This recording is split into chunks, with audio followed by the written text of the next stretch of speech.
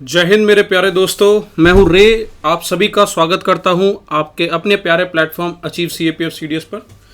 दोस्तों, आज हम लोग शुरू करने वाले हैं हमारा सीएपीएफ 2023 का एनालिसिस। सबसे पहले हम लेंगे यहां पर साइंस और साइंस में बायो पार्ट। ठीक है, अब बायो का जब हम एनालिसिस करेंगे तो सबसे पहले समझते हैं बायो में क्वेश्चंस कौन सी एनसीईआरटी से आए थे और कितने आए थे। ठीक है दोस्तों, तो आपको यहाँ पर देख रहा होगा कि बायो में हमारे क्लास 9th से 2 क्वेश्चन देखने को मिले हैं दोस्तों, क्लास 10th से 5 क्वेश्चन देखने को मिले हैं, क्लास 12 से सिर्फ 1 और 11 से भी 1 मिला है। और एक दूसरा जो क्वेश्चन है उसे मैं मिसलेनियस में भी डाल सकता था, बट मैंने सोचा कि वो 11th, देखिए वो क्वेश्चन आया तो 11 से ही है, बट एग्जैक्ट सोर्स बिल्कुल टू द पॉइंट वहाँ कहीं नहीं देखने को मिला है, तो उसे भी मैंने 11th में अलग से काउंट किया है रादर देन कि हम उसे मिसलेनियस में काउंट करें। ठीक है, तो एक तरीके से हमारे 10 क्वेश्चन बायो में आए हैं और वो 10 क्वेश्चनों का जो डिवाइड है वो यहाँ पर मैं आपको करके दिखा दिया है। अब एक चीज़ हो सकती है दोस्तों, देखो वीडियो बनाने के 2 तरीके हो सकते हैं। क्या मैं आपको 5 मिनट में उन क्वेश्चनों का डायरेक्ट सोर्स दिखा दूं कि सर देखिए ये एनसीईआरटी से है, ये ऐसे है, ये यहाँ से है, ये यहाँ से है, वहाँ से दिखाकर बात ख़त्म की जा सकती है जस्ट 5 मिनट में।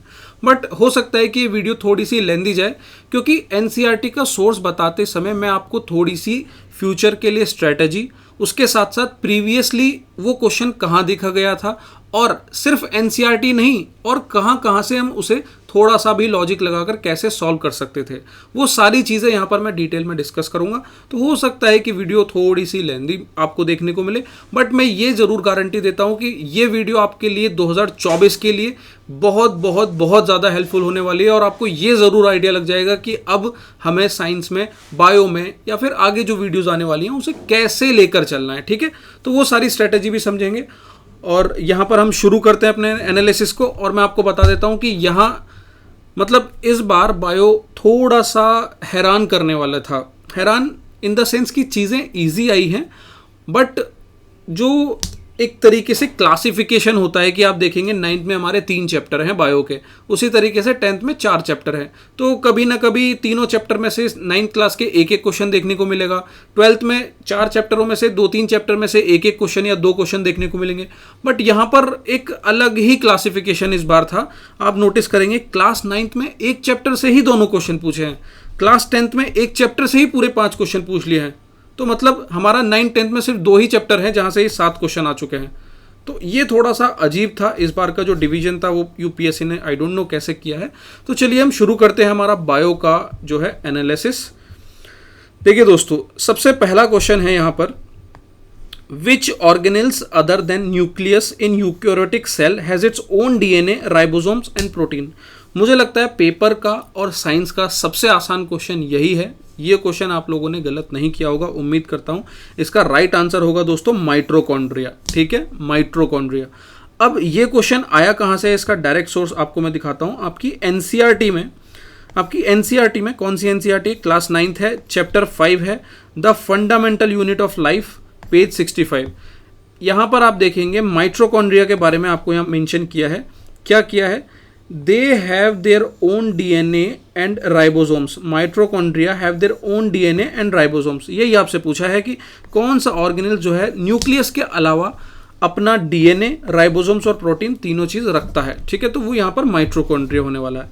अब दोस्तों, ऐसा नहीं है कि ये क्वेश्चन आप सिर्फ एनसीईआरटी से ही कर सकते थे। मैं आपको बताता हूँ, कुछ क्वेश्चंस आप ऑलरेडी प्रिडिक्ट कर सकते हैं। किस तरीके से दोस्तों? ये हमारा गेम चेंजर प्रोग्राम है, जहाँ पर हमने ऑलरेडी इस चीज़ पर मेंशन कर दिया था कि एक चेन बनी हुई है, साइंस में एक चेन बनी हुई है इस तरीके के क्वेश्चन की। यहाँ पर आप नोटिस करेंगे, ये देखिए, which organelles in the cell other than nucleus contain DNA, जिसका राइट आंसर है माइटोकॉन्ड्रिया। ठीक है, ये आपका सीडीएस 2013 में क्वेश्चन आया था। देन फिर ये कैसे रिपीट होता है? Which one of the following cell organelles contain DNA, मतलब ये तो एग्जैक्ट इन्होंने बिल्कुल कॉपी कर दिया एक तरीके से, तो इसका आंसर भी माइटोकॉन्ड्रिया होगा। ये सीडीएस 1 2020 का क्वेश्चन है। देन 2021 में सीडीएस में फिर से क्वेश्चन इसी तरीके से रिपीट होता है। Which cell organelles have their own DNA and ribosomes, mitochondria and plastids. तो ये जो आप देख रहे हैं यहाँ पर मैंने लिखा भी था, सी वाई PYQs आर इंपॉर्टेंट। इस तरीके से प्रीवियस ईयर क्वेश्चन इंपॉर्टेंट होते हैं। ये क्वेश्चन आप PYQ से भी कर सकते थे और अपनी NCERT की नॉलेज से भी कर सकते थे। ठीक है दोस्तों, तो यहाँ पर हमारा ये पहला क्वेश्चन हो चुका है। अब यहाँ पर कुछ एक एक्स्ट्रा चीज़ है जो मैं आपको बताना चाहूँगा कि दोस्तों यहाँ पर देखिए, जैसे ये क्वेश्चन आया तो अब आप इस तरीके के क्वेश्चन को तो तैयार करेंगे ही, बट आप कुछ चीज़ें और हैं जो यहाँ से निकालेंगे। जैसे ये गोल्गी बॉडीज़ क्या है, ये लाइसोसोम्स क्या है, ये न्यूक्लियोसोम्स क्या है, ये ऑर्गेनेल्स अदर देन न्यूक्लियस, यानी कि पहले तो हम न्यूक्लियस के बारे में जानेंगे, फिर यूकैरियोटिक सेल्स के बारे में जानेंगे। ऐसे हमें प्रीवियस ईयर क्वेश्चंस को उठाकर स्टडी करनी है, ये बात मेरी ध्यान रखिएगा। ठीक है, चलिए आगे बढ़ते हैं दोस्तों नेक्स्ट क्वेश्चन पर। नेक्स्ट क्वेश्चन क्या है हमारा? नेक्स्ट क्वेश्चन है कि in vertebrates smooth endoplasmic reticulum in cells of which organ play a crucial role in detoxification of toxic compound. अब दोस्तों ये भी आपका class 9th fundamental unit of life chapter जो है 5th है, पेज नंबर 64 से पूछा गया क्वेश्चन है। यहाँ क्या कह रहा है, यहाँ पर देखिए समझिए, आपका एंडोप्लाज्मिक रेटिकुलम के बारे में एक टॉपिक है, उस टॉपिक में एक पैराग्राफ है यहाँ पर। ये क्या है? In the liver cells of the group of animal called vertebrates smooth endoplasmic reticulum plays a crucial role in detoxifying many poisons and drugs. तो वो लीवर सेल्स में होता है, ध्यान रखिएगा, लीवर में। तो यहाँ जो इसका राइट आंसर होने वाला है दोस्तों वो लीवर होने वाला है। अब देखो NCERT पढ़ने का बहुत ही मतलब एक तो लेज़ी तरीका हो सकता है कि आपने NCERT ऊपर से पढ़ ली और कुछ आपने ना तो वहाँ उसे हाईलाइट किया ना ही वहाँ पर कुछ टिक किया। एक हो सकता है कि मतलब इतना ही खतरनाक तरीके से पढ़ रहे हैं कि सब कुछ हाईलाइट कर देंगे। कुछ बुक आप ऐसी देखेंगे कि उन्होंने मतलब एक तरीके से पूरी बुक को पेंट किया होता है। तो बुक को ना पढ़ने का एक तरीका होता है, आपको वहाँ पर चीज़ों को सिर्फ इम्पॉर्टेंट चीज़ जो बहुत इंपॉर्टेंट है उसे आप हाईलाइट करते चलो और वहाँ पर ना टिक मारते चलिए कुछ इस तरीके से कि एक पॉइंट यहाँ पर ये बन सकता है, एक ये बन सकता है, एक ये बन सकता है, एक ये बन सकता है, एक ये बन सकता है, और फिर इस तरीके से सर्कल करते चलिए जो बहुत ज़्यादा इंपॉर्टेंट है, जहाँ से क्वेश्चन पूछे जा रहे हैं, पूछे जा सकते हैं। उसी तरीके से आप यहाँ पर, क्योंकि देखिए अब देखिए यहाँ पर जब तक आप इस तरीके से नहीं करेंगे तो आप रिवाइज करते समय ये नहीं समझ पाएंगे कि इसमें क्या इंपॉर्टेंट है, क्या छोड़ना है, क्या पढ़ना है। अब आप नोटिस करेंगे ये जो क्वेश्चन जो बन के आया है ये मैं ऑलरेडी इसे रेड पेन से मार्क करके अपने गेम चेंजर वाले स्टूडेंट्स को बता चुका था इसे पहले ही एनालिसिस में कि लिवर सेल्स जो है यहाँ पर इसका राइट आंसर है, क्रूशियल है डिटॉक्सिफाइंग मैनी पॉइजनस ड्रग्स से। तो यहाँ पर मैं ऑलरेडी इसको मार्क कर चुका था क्योंकि मुझे आइडिया था कि ऐसा क्वेश्चन आपका फ्यूचर में पूछा जा सकता है और वो 2023 में आया भी है। तो दोस्तों इसका राइट आंसर लीवर है। मैंने बता दिया ये कहाँ से आया है, बुक को पढ़ने का तरीका क्या है, और अब आप इस क्वेश्चन को देखो, अब पूछने के और भी तरीके हो सकते हैं। हो सकता है कि नेक्स्ट टाइम में ये जो रेटिकुलम है, जो एंडोप्लाज्मिक रेटिकुलम है, इस पर क्वेश्चन बना दे। ठीक है, तो स्मूथ एंडोप्लाज्मिक रेटिकुलम यहाँ पर ये पॉइंट रहेगा। इन सब चीज़ों को थोड़ा सा घुमा घुमा कर आपको तैयार करना है। क्वेश्चन नेक्स्ट टाइम भी आपको यही एंडोप्लाज्मिक रेटिकुलम से आएगा। अब वो हो सकता है कि कैसे कुछ अलग चीज़ पूछ ले, कैसे कुछ अलग पूछ ले, हो सकता है फंक्शन पूछ ले। तो अब ये आपकी रिस्पॉन्सिबिलिटी है कि एंडोप्लाज्मिक रेटिकुलम आपका बहुत अच्छे से तैयार होना चाहिए दोस्तों। ठीक है, तो यहाँ तक मुझे लगता है आपको क्लियरिटी होगी। आगे बढ़ते हैं। नेक्स्ट क्वेश्चन है दोस्तों लाइफ एंड प्रोसेस से, चैप्टर 10 पेज 102। यहाँ पर क्या है कि lactic acid is formed in the muscles during exercise of running, it is formed. तो इसका राइट आंसर आपको पता ही है, to give extra energy from glucose. और दोस्तों जहाँ से ये क्वेश्चन पूछा है मैं आपको पहले तो सोर्स ही दिखा देता हूँ। ये आपको हमने गेम चेंजर प्रोग्राम में आपको एक इमेज प्रोवाइड कराई थी, NCERT से पूछा गया। एक NCERT में इस तरीके का एक इमेज है, ठीक है, ये आप इमेज देख रहे होंगे। तो एक इमेज है जहाँ पर आपको ग्लूकोज को ब्रेक डाउन करके बताया है और बताया कि जब एब्सेंस ऑफ ऑक्सीजन है, लैक ऑफ ऑक्सीजन है, प्रेजेंस ऑफ ऑक्सीजन है, तो कैसे कैसे एनर्जी जो है क्रिएट होती है और उसके साथ क्या कंपाउंड क्रिएट हो रहा है। तो दोस्तों ये जो टॉपिक है इस पर CAPF, CDS, NDA, UPSC ने ना जाने कितने क्वेश्चन बना दिए हैं, कितने क्वेश्चन। तो ऐसे क्वेश्चन जो बार बार रिपीट हो रहे हैं, एक्सपेक्टेड हैं, आने के चांसेस हैं, उनको करने की रिस्पॉन्सिबिलिटी हमारी पूरी होती है। और आप यहाँ पर देखेंगे यहीं से क्वेश्चन बना है कि ये जो ब्रेकडाउन हो रहा है, यहाँ पर ये जो ब्रेकडाउन हो रहा है, ये फॉर्म हो रही है जो एनर्जी, वो आपकी ग्लूकोज से हो रही है। ठीक है, ग्लूकोज से हो रही है। यहाँ पर आप देख भी रहे होंगे कि ग्लूकोज को यहाँ पर ब्रेक किया जा रहा है। और वहीं आप देखिए CAPF 2020 में ये क्वेश्चन आया, CAPF 2020 में तो इनफैक्ट 2 बार इस क्वेश्चन को पूछ लिया गया था। फिर CAPF 2021 में ये क्वेश्चन आया, NDA 2022 में आया, और भी क्वेश्चन है जो मैं यहाँ पर आपको दिखा नहीं सका। तो इस तरीके से आपके प्रीवियस ईयर की क्वेश्चंस की जो मदद है वो आपको नए एग्जाम्स में मिलती है। तो हम कह सकते हैं कि यहाँ जो आपके NCERT और PYQ दोनों जगह से इस क्वेश्चन को देखा जा सकता था। ठीक है दोस्तों, यहाँ तक क्लियरिटी है। 3 क्वेश्चन अभी तक हम कर चुके हैं, 2 9th से, 1 10th से। 9th के जो है क्वेश्चन अब जा चुके हैं, हम 10th यहाँ पर अब देख रहे हैं। दोस्तों यहाँ पर नेक्स्ट क्वेश्चन है, both starch and glycogen are made up of glucose, however. Both starch and glycogen are made up of, however. जो अब यहाँ पर कुछ स्टेटमेंट है, मतलब सिंपल है दोस्तों। यहाँ पर 2 चीज़ों के बारे में आपसे सवाल पूछा हुआ है, स्टार्च और ग्लाइकोजन। क्या आपको स्टार्च और ग्लाइकोजन की नॉलेज है? सिंपल ये क्वेश्चन है, ठीक है। अब इसका जो राइट आंसर है दोस्तों वो मैं आपको यहाँ पर बता देता हूँ, ये है glycogen is made in animal cell but starch is made in plant cell. अब आप शॉक रहेंगे, आप शॉक्ड हो जाएंगे दोस्तों। ये जो 2023 का क्वेश्चन है ये आपके CDS 1 2022, CDS 1 2022 से क्वेश्चन आया है। कैसे आया है यहाँ पर मैं आपको बताता हूँ। अभी हमने देख लिया कि स्टार्च और ग्लाइकोजन से क्वेश्चन पूछा जा रहा है। क्या कह रहा है यहाँ पर, विच one of the following statement about starch and glycogen is correct. ठीक है, अब यहाँ पर कुछ स्टेटमेंट है बट जो इसका राइट आंसर है वो है हमारा ये C option. Starch is present in plant cell, glycogen is present in animal cell. अब यही ऑप्शन आप यहाँ पर देखिए, glycogen is made in animal cell but starch is made in plant cell. Exact वही आंसर है, वही पूछने का तरीका है। CDS 2022-2, 1 साल भी नहीं हुआ इस एग्जाम को अभी, ये क्वेश्चन यहाँ पर पूछा गया है। मतलब आप देख रहे हैं प्रीवियस ईयर क्वेश्चंस कितने ज़्यादा इंपॉर्टेंट हैं। अभी तक मैं पीछे कई सारे PYQs आपको दिखा चुका हूँ। मैं आपको NCERT के सोर्स भी दिखा रहा हूँ आपको दोस्तों। NCERT में यहाँ पर ये देखिए कहाँ से पूछा है। हमने आपको यहाँ पर गेम चेंजर में इसको क्वेश्चन भी दिया था और इसका सोर्स भी यहाँ पर आपको प्रोवाइड किया था। आप देखिए ये आपकी NCERT से पूछा है। NCERT में कहाँ है, लाइफ प्रोसेस आपका चैप्टर है। अब यहाँ पर पढ़िए, देखिए क्या मेंशन है यहाँ पर दोस्तों आपको, the carbohydrates which are not used immediately are stored in form of starch which serves as the internal energy reserve to be used and when required by the plant. ठीक है, अब यहाँ क्या कह रहा है दोस्तों कि जो कार्बोहाइड्रेट्स है, हमारी जो एनर्जी है, हमारी जो बॉडी है, कुछ कार्बोहाइड्रेट्स को तो इमीडिएटली यूज़ कर लेती है, कुछ को स्टोर करके रखती है कि चलिए उसको हम बाद में इस्तेमाल करेंगे। जैसे प्लांट है, अब प्लांट जो है फोटोसिंथेसिस सिर्फ दिन में ही कर सकते हैं, रात में तो नहीं कर सकते, बट रात में उन्हें एनर्जी तो चाहिए होगी। अब उस एनर्जी को वो दिन में जब प्रिपेयर कर लेते हैं वो खाना अपना, तो रात के लिए उसे बचा कर रखते हैं। और किस फॉर्म में रखते हैं, स्टार्च की फॉर्म में। ठीक है, ये प्लांट का जो तरीका है स्टोर करने का, और एनिमल का तरीका होता है ग्लाइकोजन की फॉर्म में उसे स्टोर करना। तो यही मैंने यहाँ पर इसे इन शॉर्ट में भी लिखा हुआ है। ऐसे शॉर्ट नोट्स अपनी बुक में, अपने नोट्स में बनाते रहिए ताकि वो जो है रिवाइज करने में आपको बहुत मदद मिल सके।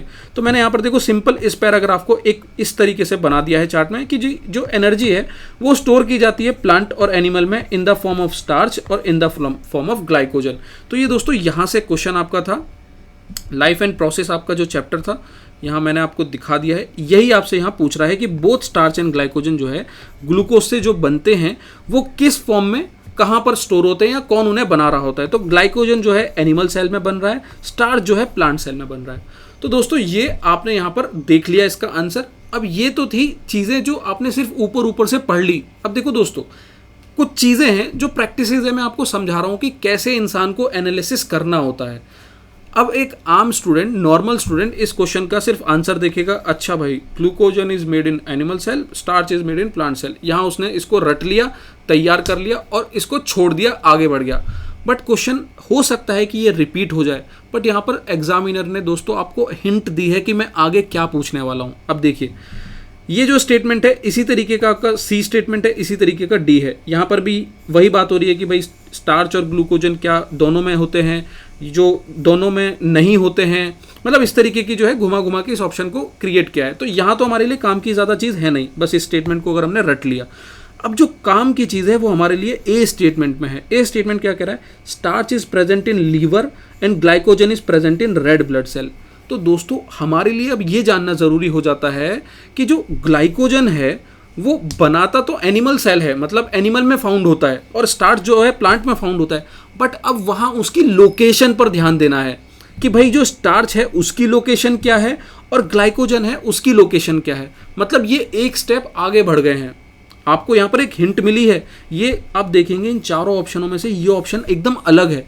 और ये अलग इसलिए है क्योंकि मेरा मानना है कि दोस्तों यहाँ से अब इस ऑप्शन से एक क्वेश्चन फ्यूचर में आपको ज़रूर देखने को मिलेगा, क्योंकि CAPF CDS दोनों में ये वाला क्वेश्चन आ चुका है कि एनिमल सेल और प्लांट सेल में ये मिलता है। अब उस एनिमल सेल में भी ग्लाइकोजन जो बनता है, जो मिलता है, वो किस लोकेशन पे मिलता है वो आपको याद रखना है, वो आपको यहाँ पर तैयार करना है। ठीक है दोस्तों, तो अब ये आपका काम है आगे। तो ये मैंने आपको प्रीवियस ईयर क्वेश्चन से कहाँ से पूछा है वो भी बता दिया, 2022 में आया था, ये हम आपको प्रोवाइड करा चुके थे। एनालिसिस में भी आपको यहाँ पर मैंने दिखा दिया है कि ये कैसे, कौन से सोर्स से आपसे पूछा गया है। तो अब आगे बढ़ते हैं दोस्तों, मुझे लगता है यहाँ तक आपको क्लियरिटी होगी।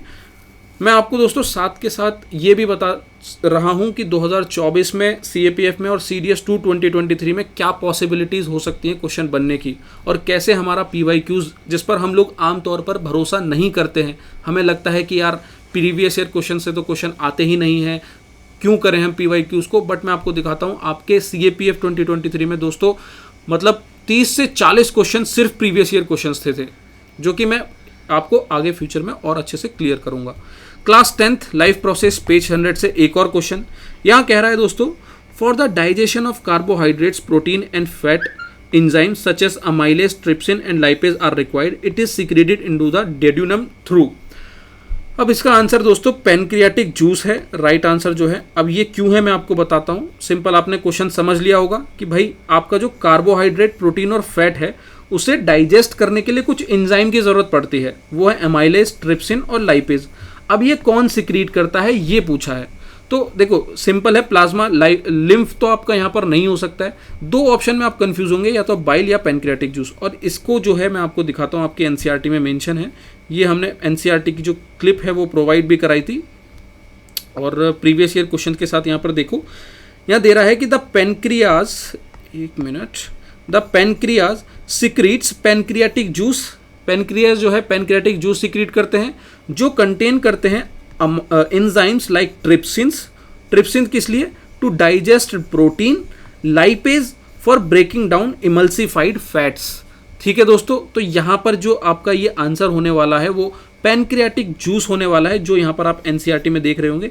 ये जो पेज है ये पेज 100 है, लाइफ प्रोसेस इसका चैप्टर का नाम है, और ये इसका जो पैनक्रियाटिक जूस है इसका राइट आंसर है। तो मैंने आपको एनसीईआरटी में दिखा दिया, और मैं आपको बताता हूँ ये जो इसका पैराग्राफ यहाँ पर मैंने अलग से निकाल लिया दोस्तों। इस पैराग्राफ से और इस जो ये लाइफ प्रोसेस का जो पहला जो पॉइंट है यहाँ पर, इस पैराग्राफ से कई क्वेश्चन ऑलरेडी पूछे जा चुके हैं, और इस पैराग्राफ को आप तैयार करेंगे। इनफैक्ट ये पैराग्राफ ही नहीं दोस्तों, मैं आपको बताता हूँ, ये जो चैप्टर है ना लाइफ प्रोसेस, ये आपकी बायो का कंप्लीट बायो का सबसे इंपॉर्टेंट चैप्टर है, और इसकी इंपॉर्टेंस 2023 में यूपीएससी ने दिखा दी है। 10 क्वेश्चन बायो के आए हैं, जिसमें से 5 क्वेश्चन सिर्फ इसी चैप्टर से पूछ लिए हैं। तो इस चैप्टर को तो आप मान के चलिए कि एकदम अच्छे से रट लेंगे, एकदम प्यार से इसको पूरा का पूरा रट लेंगे। ठीक है, अब यहाँ पर देखो कुछ हिंट मैं आपको बताता हूँ फ्यूचर में क्वेश्चन बनने की। देखो दोस्तों, पढ़ना सब है, पर उसे ज़्यादा पढ़ना है जो आपके प्रीवियस ईयर क्वेश्चन में पूछा जा रहा है। अब देखिए यहाँ पर पहली चीज़ तो ये जो डाइजेशन हमारा कार्बोहाइड्रेट्स, प्रोटीन और फैट का जो हो रहा है वो कौन से एंजाइम कर रहे हैं, पहला चीज़ ये ध्यान रखना। क्वेश्चन में ही आपको कुछ इन्फॉर्मेशन है, तो कार्बोहाइड्रेट्स, प्रोटीन, फैट के जो डाइजेशन है वो कौन से एंजाइम से हो रहा है वो आपको याद रखना है। देन अमाइलेज, ट्रिप्सिन, लाइपेज, वो ये 3 वर्ड्स को यूज़ करते ही पूछ लेगा कि व्हाट आर दीज। तो ये अमाइलेज, ट्रिप्सिन, लाइपेज ये है एंजाइम्स। अब ये एंजाइम्स कौन से पार्ट से रिलीज होते हैं वो आपको पता होने चाहिए। इस एंजाइम्स के फंक्शन क्या है वो आपको पता होना चाहिए। और एक और जो इंपॉर्टेंट चीज़ जो मुझे इस बार देखने को मिली है, हो सकता है फ्यूचर में आपसे पूछ ले दोस्तों, आपके स्मॉल इंटेस्टाइन को अलग अलग डिफरेंट पार्ट में डिवाइड किया गया है। तो उसमें एक होता है डेड्यूनियम, एक होता है जिज्यूनम, एक होता है इल्यूनियम। ये 3 पार्ट्स में उसको डिवाइड किया होता है। और मुझे नहीं पता था कि यूपीएससी शायद वहाँ तक भी पहुँचेगा, बट यूपीएससी ने देखो यहाँ पर एक हिंट दी है, it is secreted into the duodenum. अब ये डेड्यूनियम आपकी एनसीईआरटी में 9th 10th में नहीं इस्तेमाल है कहीं पर भी, बट अब यहाँ पर इन्होंने अगर इसे क्वेश्चन में यूज़ किया है तो मेरा मानना है कि ये फ्यूचर में इस इस सेक्शन को उठाकर, जो आपकी इंटेस्टाइन को 3 पार्ट में डिवाइड किया है, इस सेक्शन को उठाकर आपसे क्वेश्चन बना सकता है। तो एक स्टेप थोड़ा सा आगे बढ़ने का समय अब यहाँ पर है, क्योंकि यहाँ पर यूपीएससी ने हिंट दे दी है कि ये डेड्यूनम आपको पता होना चाहिए क्या है, और इससे रिलेटेड जो इसके 2 पार्ट और हैं वो भी आपको पता होने चाहिए।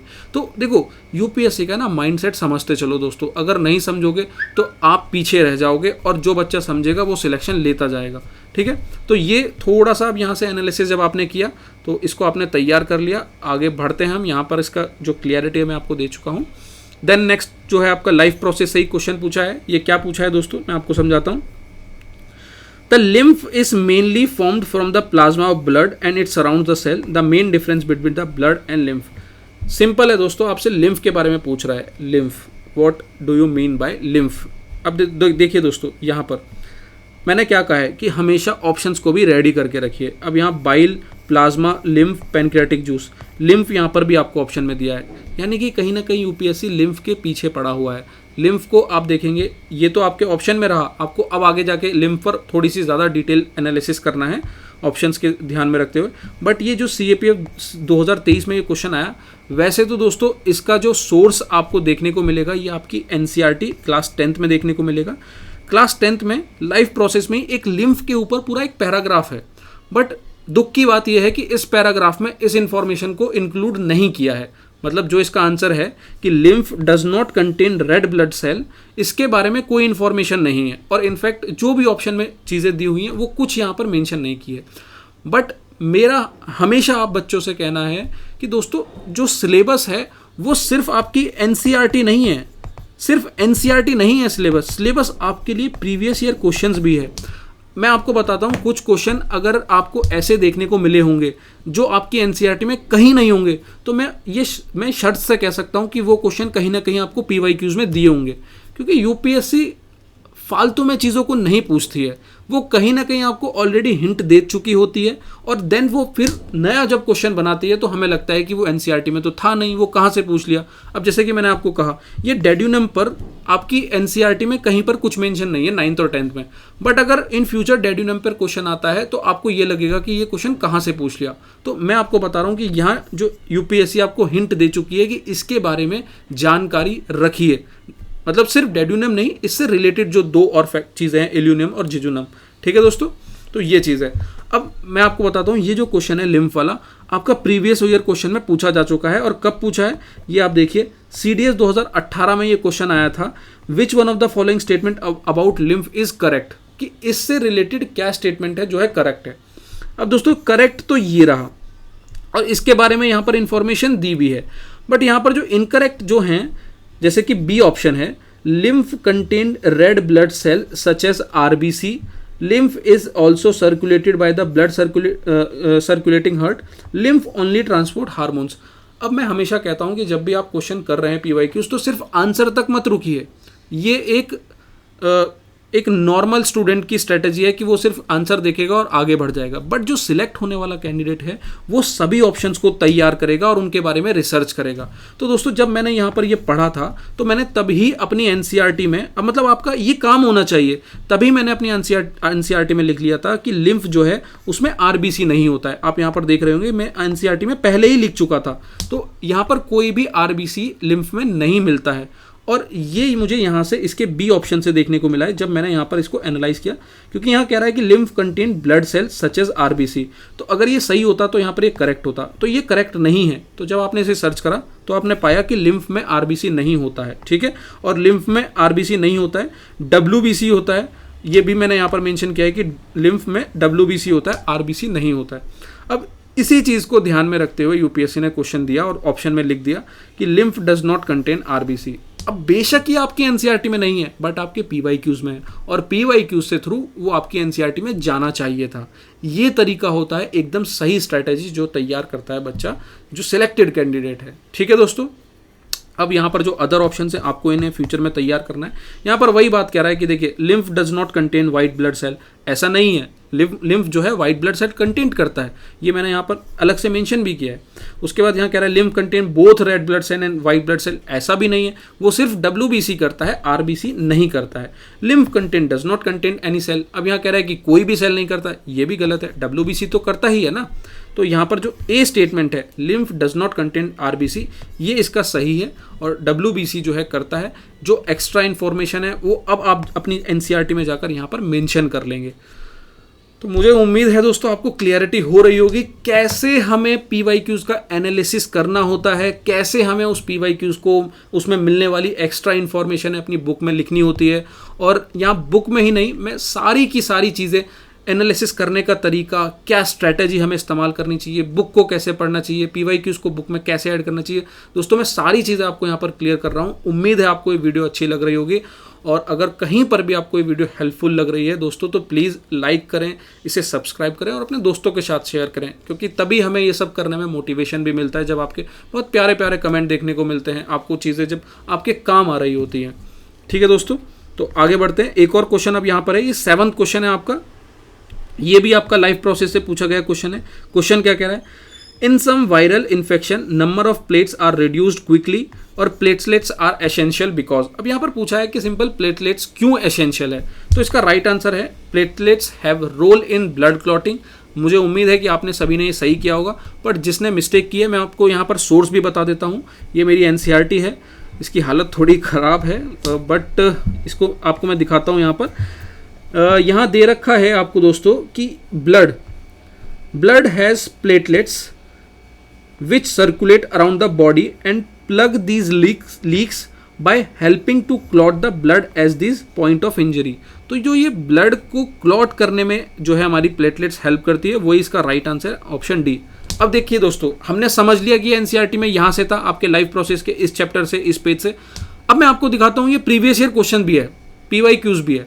CAPF 2020 में आपसे क्वेश्चन पूछा था। क्वेश्चन क्या है, which one of the following is the major function of platelet. Platelets का मेजर फंक्शन क्या है, मेजर फंक्शन, मेजर है आपका क्लॉटिंग ऑफ ब्लड, और वही आपका 2023 में कह रहा है कि platelets have role in blood clotting. मतलब मुझे नहीं लगता कि आपने अगर PYQs को भी करा है तो ऐसे क्वेश्चनों को मिस किया होगा। हमेशा ध्यान रखना दोस्तों, मतलब मैं आपको कैसे बताऊं ये चीज़ की इंपॉर्टेंस, कि आपका सिलेबस सिर्फ NCERT नहीं है, आपका सिलेबस प्रीवियस ईयर क्वेश्चंस भी है। देखो दोस्तों, अगर नॉर्मल स्टूडेंट्स बन के रहोगे तो शायद सिलेक्शन कभी नहीं होगा। हो सकता है आपका जो स्कोर है वो अच्छा जाए, बट वो 2-4 मार्क्स के चक्कर में कहीं ना कहीं आप पीछे रह ही जाओगे।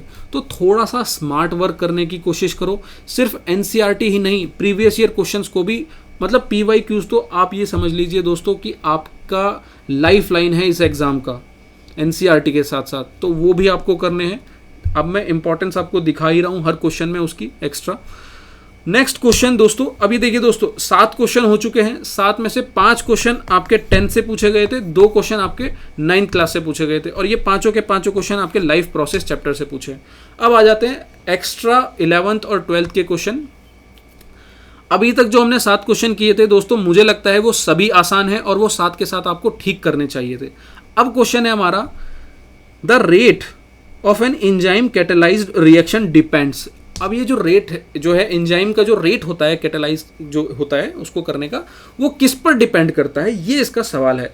इसका राइट आंसर दोस्तों है upon substrate concentration, temperature and pH। ये 3 चीज़ों पर करता है, और ये सोर्स इसका निकालने में, मतलब मुझे लगता है दोस्तों मैं आपको इस एनालिसिस को कल ही प्रोवाइड करा देता, इसे मैं एग्जाम से 24 घंटे के अंदर ही आपको दे देता, बट कुछ क्वेश्चन है जिसमें बहुत ज़्यादा मेहनत लगी है, जिसमें से एक ये क्वेश्चन है। इसका एनालिसिस आपको कहीं नहीं देखने को मिलेगा, बट एक बुक है आपकी 11th क्लास की बायोटेक्नोलॉजी से रिलेटेड, ये मतलब एग्जैक्ट आपकी बायोलॉजी में भी नहीं आता, बायोटेक्नोलॉजी की एक बुक है आपकी 11th क्लास में। वहाँ एंजाइम एंड बायो एनर्जेटिक्स करके एक चैप्टर है, वहाँ पर आप देखेंगे, 1 मिनट, हाँ ये ठीक है। यहाँ पर देखिए दोस्तों, यहाँ पर मेंशन है फैक्टर अफेक्टिंग एंजाइम एक्टिविटी। कौन कौन से फैक्टर जो है एंजाइम एक्टिविटी को अफेक्ट करते हैं, और आप यहाँ नोटिस करेंगे the important factors that influence the velocity of enzyme catalyzed reaction are temperature, pH, substrate concentration और मॉड्यूलेटर्स। ये 4 चीज़ें हैं, ठीक है, और यही आपका यहाँ पर मेंशन है। Upon substrate concentration, temperature, pH. बस ये मॉड्यूलेटर यहाँ पर नहीं दिया है, जो कि हो सकता है फ्यूचर में पूछ लेगा। तो अब ये देखो, आपको पता होना चाहिए कि आपकी साइंस में हमेशा कुछ क्वेश्चन 11th या 12th से आने वाले हैं। तो अब इसका मतलब दोस्तों ये नहीं है कि आप 11th 12th को जाकर पढ़ेंगे। हाँ, पढ़ना है, वो मैं आपको बताऊंगा कि 11th 12th के लिए क्या पढ़ना है, बट आप खुद से पढ़ने मत बैठिएगा, वो मेरे पर छोड़ दीजिए। जो भी एक्स्ट्रा चीज़ें हैं वो मैं आपको बताऊंगा कहाँ से क्या फालतू करना है, बट जो 9th 10th है उसे आप बहुत अच्छे से तैयार करके रखिएगा, ये आपकी पहली रिस्पॉन्सिबिलिटी है। तो ये आपने सोर्स देख लिया, इसका जो सोर्स है ये आपकी 11th क्लास की एक बायोटेक्नोलॉजी की बुक है, वहाँ से पूछा है, जो कि पेज 89 पे मेंशन है। ठीक है दोस्तों, आगे बढ़ते हैं। अब class 12th molecular base of inheritance, ये आपका जो क्लास 12 से क्वेश्चन आया है वो क्या है। For protein synthesis the amino acid are recognized and carried by. Protein synthesis करने के लिए जो अमीनो एसिड है वो रिकॉग्नाइज और कैरी कौन करता है, mRNA, snRNA, miRNA, tRNA। अब इसका सोर्स ढूंढने में और जो पीछे आपने क्वेश्चन देखा, इन दो का सोर्स ढूंढने में मुझे बहुत बहुत बहुत मेहनत लगी है, क्योंकि ये आम आपकी 9th और 10th NCERT से नहीं पूछे दोस्तों, आपकी 11th 12th को भी मुझे जाकर खोजना पड़ा है। और यहाँ पर आप जब देखेंगे, यहाँ पर देखिए क्या लिखा हुआ है। अब इस पैराग्राफ को समझना दोस्तों थोड़ा अच्छे से, क्योंकि यहाँ से क्वेश्चन आने की पॉसिबिलिटी अब ज़्यादा है फ्यूचर में। क्या कह रहा है, थोड़ा सा ध्यान देंगे हम यहाँ पर। In bacteria there are 3 major type of RNA। 3 type के RNA होते हैं दोस्तों। एक होता है मैसेंजर RNA, दूसरा होता है ट्रांसफर RNA और तीसरा होता है राइबोसोमल RNA। ठीक है, अब इनके फंक्शन को समझिए।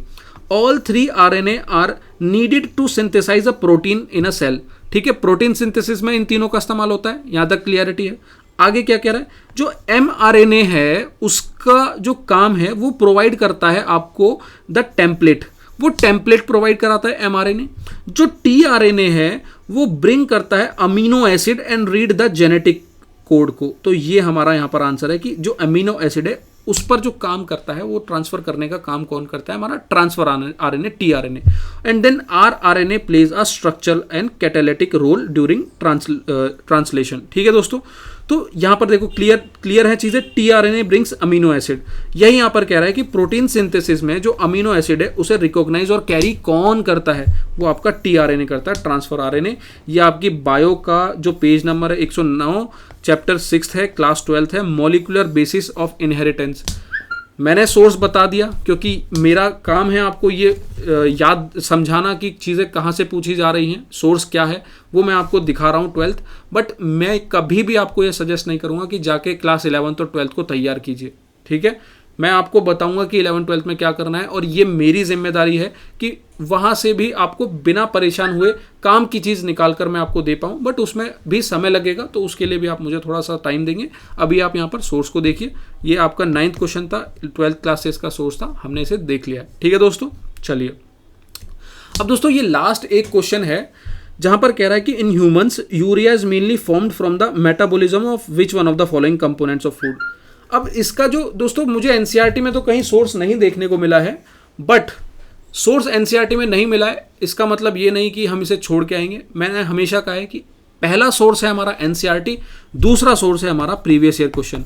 अब आप देखिए CDS 2 2022 सेम यही क्वेश्चन आपका हूबहू यहाँ पर दे रखा है। क्या कह रहा है यहाँ पर, समझिए। यहाँ पर हमसे यहाँ पर क्या पूछा है कि ह्यूमन में यूरिया जो है मेनली फॉर्म्ड होता है from the metabolism of which one of the following component of the food. तो फूड के कौन से कंपोनेंट से यूरिया जो है मेटाबोलाइज होकर क्रिएट होता है, तो हमारा अमीनो एसिड इसका आंसर है।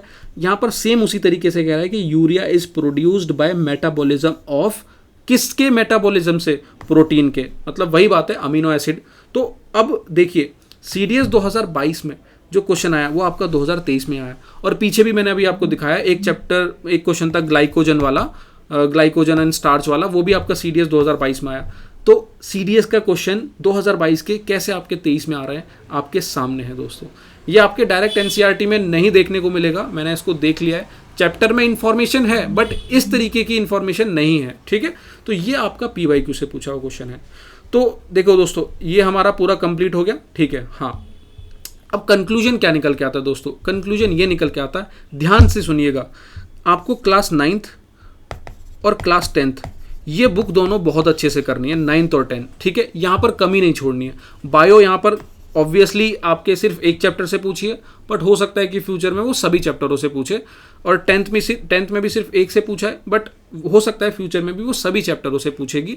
बट आपको जो है इन चैप्टरों को जहाँ से इस साल पेपर में क्वेश्चन आए हैं उनको बहुत अच्छे से करना है, और बाकी चैप्टरों को भी थोड़ा सा समय देकर तैयार करना है, उन्हें छोड़ना नहीं है। ठीक है दोस्तों, तो ये चीज़ आपकी 9th 10th आप तैयार रखेंगे।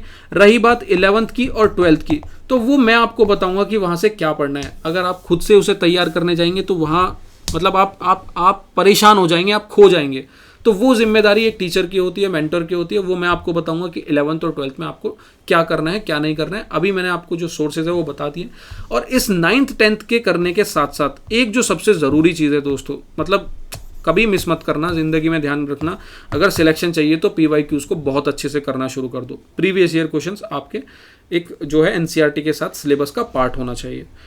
तो ये मेरा पूरा एनालिसिस है। PYQs मैंने दिखा दिया है। CDS 1 2023 वाले बच्चे भी सुने, 9th और 10th बहुत ज़रूरी है, उसे अच्छे से तैयार करके रखो। आपका जो एग्ज़ाम है नेक्स्ट मंथ में है, 9th और 10th आपने अच्छे से तैयार कर रखा है तो कोई भी परेशानी की ज़रूरत नहीं है। 11 12th के बारे में सोचना नहीं है, एक दो क्वेश्चन आएंगे बट हम उसके बारे में ज़्यादा नहीं सोचेंगे। और जो CAPF 2024 के लिए तैयार कर रहे हैं उन्होंने यहाँ से जो अपनी स्ट्रेटेजी है वो बना ली होगी कि 9th 10th को तैयार करना है, साथ में PYQs को तैयार करना है। उम्मीद है दोस्तों आपको ये वीडियो अच्छी लगी होगी, आपके लिए हेल्पफुल रही होगी।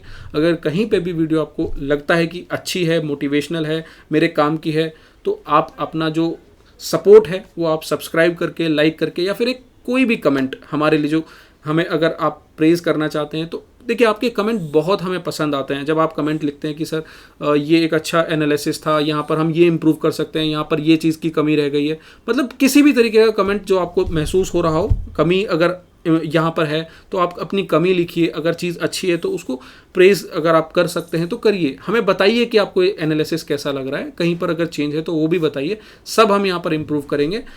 तो बस ये सब चीज़ें हैं। अब नेक्स्ट एनालिसिस आपको जल्द ही मिलेगा। तब तक के लिए अपना ध्यान रखिए, पढ़ते रहिए। जय हिंद।